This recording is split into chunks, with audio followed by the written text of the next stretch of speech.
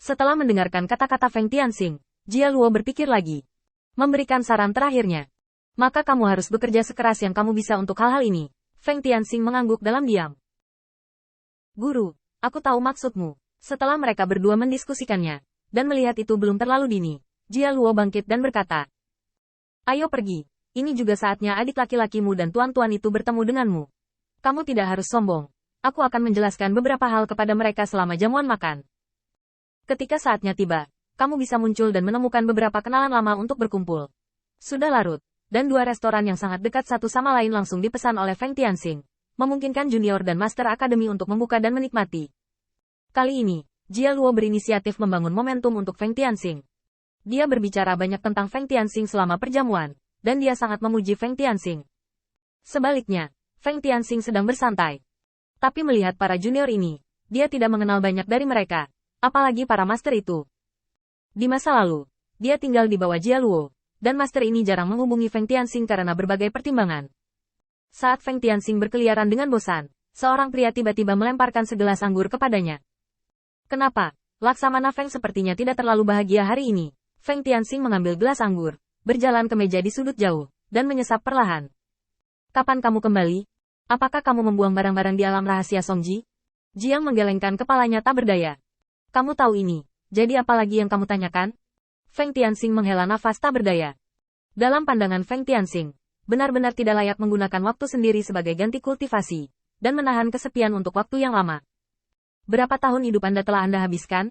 Jiang tiba-tiba tersenyum. Juga, hanya orang aneh sepertimu yang peduli berapa banyak nyawa yang kumiliki, bukan tingkat kekuatan apa yang kumiliki. Kau membuatku sulit, ini baru 1000 tahun. Sangat sulit untuk menembus kondisi penghancuran tubuh. Kata-kata ini membuat Feng Tianxing menggelengkan kepalanya. Kamu tidak harus melakukan itu. Jiang menggelengkan kepalanya. Tidak, aku punya kebutuhan ini. Setidaknya aku tidak bisa ditinggalkan terlalu banyak olehmu.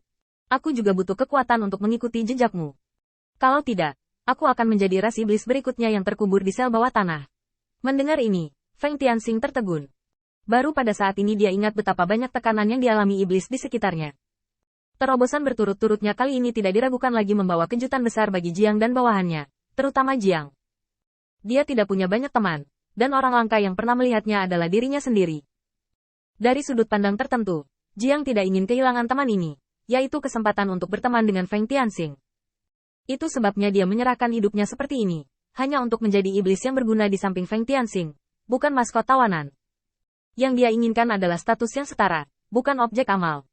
Feng Tianxing bahkan dapat berpikir bahwa jika ada hari tertentu, Jiang tidak akan lagi dapat mengejar jarak antara keduanya, dan dia pasti akan pergi. Ini adalah sesuatu yang Feng Tianxing tidak mau terima, dan setelah berpikir sejenak, dia mengatakan itu. Ikutlah denganku, aku bisa membicarakan beberapa hal denganmu. Setelah selesai berbicara, Feng Tianxing bangkit dan meninggalkan restoran bersama Jiang dari kerumunan setan. Feng Tianxing membawa Jiang keluar, dan keduanya berjalan jauh ke pinggiran kota terpencil. Feng Tianxing mengatakan ini pada Jiang. Lihat ke belakang. Apakah kota iblis ini terlihat bagus? Jiang melirik ke belakang, lalu menoleh dan mengerutkan bibirnya dengan jijik. Apa bagusnya benda ini? Itu hitam besar, dan tidak pantas dilihat. Aku benar-benar ingin mengatakan bahwa wanita iblis itu memiliki sedikit minat. Feng Tianxing mengangguk ringan. Ya, tidak ada yang bisa dilihat di kota iblis ini. Feng Tianxing melihat pemandangan di depannya dan menggelengkan kepalanya. Kota ras iblis terlalu biadab. Tidak terlihat seperti kota, tapi terlihat seperti pemukiman sekelompok orang biadab. Ketika saya pertama kali melihat toko anggur, saya merasa seperti ini. Tidak ada yang bisa dilihat, dan tidak ada kembang api sama sekali. Terus terang, kota seperti itu hanyalah versi yang diperbesar dari suku iblis. Jiang tiba-tiba menatap Feng Tianxing. Kamu juga berpikir itu membosankan? Kebetulan, menurutku itu benar-benar membosankan. Dengan mengatakan itu, Jiang meneguk anggur lagi. Feng Tianxing menepuk bahu Jiang. Ikut aku. Aku akan membawamu ke gunung untuk melihat. Keduanya berjalan jauh ke puncak gunung lagi, menghadap ke kota, kata Feng Tianxing dengan santai.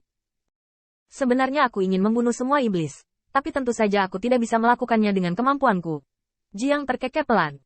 Ketika orang lain mengatakan mereka tidak bisa melakukannya, saya percaya. Tetapi jika Anda mengatakan Anda tidak bisa melakukannya, saya tidak percaya. Setelah berbicara, Jiang menemukan tempat duduk secara acak, lalu menunjuk ke langit di kejauhan. Kamu berbeda dari orang lain. Feng Tianxing tertawa dan duduk tepat di samping Jiang sebelum kembali dengan pasti. Ya, aku mungkin melakukannya, Tapi itu hanya mungkin. Sekarang masih banyak yang harus saya lakukan. Jika saya ingin menghancurkan iblis, setidaknya saya memerlukan hak untuk berbicara. Dan saya harus memiliki prajurit iblis milik saya. Jiang tiba-tiba berbalik untuk melihat Feng Tianxing. Apakah kamu baru saja mengatakan bahwa kamu ingin membunuh semua iblis, termasuk tim iblis ini? Pertanyaan ini langsung membingungkan Feng Tianxing. Di masa depan pertempuran, akan ada beberapa koneksi, seperti Jiang yang mengobrol dengannya di depannya. Pasti akan ada setan yang akan menjadi teman Feng Tianxing. Ketika hari itu tiba, bagaimana Anda akan memutuskan? Untuk membunuh iblis-iblis yang berjuang bersamanya untuk membuktikan identitas manusianya, atau melarikan diri bersama mereka? Tidak peduli yang mana, itu adalah sesuatu yang Feng Tianxing tidak mau terima. Lihat saja nanti, Feng Tianxing menundukkan kepalanya dan sepertinya tenggelam dalam pikirannya. Tapi Jiang di samping tidak menganggur dan terus bertanya. Mari kita bicarakan. Sebenarnya, selama masa retret saya juga tiba-tiba memikirkan pertanyaan ini. Jadi saya ingin tahu bagaimana Anda akan memperlakukan saya. Atau dengan kata lain, setan yang akan setia kepada Anda di masa depan. Pertanyaan ini, aku menanyakanmu hari ini.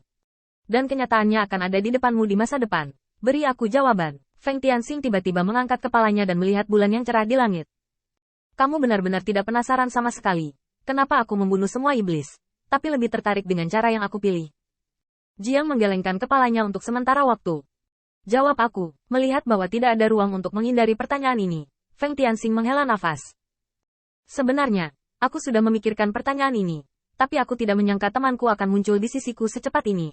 Jika kamu benar-benar menginginkan jawaban ini, tidak apa-apa bagiku untuk memberitahumu.